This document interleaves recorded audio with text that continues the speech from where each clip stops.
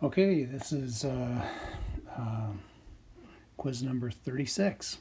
What value of resistor R is needed for this oscillator to oscillate at 250 hertz? So remember that this is actually kilohertz. This is the frequency. So T is going to be, the period is going to be 1 over F. So it's going to be 1 over 250,000. Okay, and then the formula, I'm looking at page or slide 113 and the PowerPoint slides. We have that the period of the 555 timer in oscillation mode is going to be equal to 0.693 times RA plus 2RBC. And for this particular circuit, RA is 3K and R is RB. So we can solve for RB, and this implies that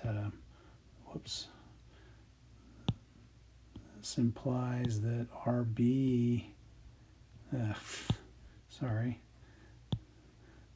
RB is going to be equal to what?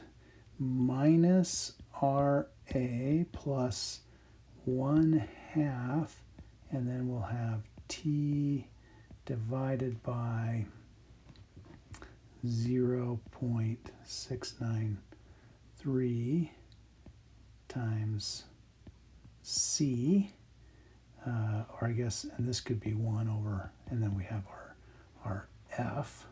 So in our case, the RA is minus 3,000 plus 1/2, and then we'll have 1 over 0.693 times C, which is 470 times 10 to the minus 12 farads, picofarads, times F, which is 250,000. And when we plug all of that into the calculator, I get 4640. So R should be 4640 ohms. Okay, and now the duty cycle. The formula again on slide 113, duty cycle is equal to RA plus RB divided by RA plus 2RB times 100. And so we just plug in RA is going to be the 3,000, RB will be 4640, and then 3,000 plus 2 times 4640 times 100. And when we do that, we get 62%.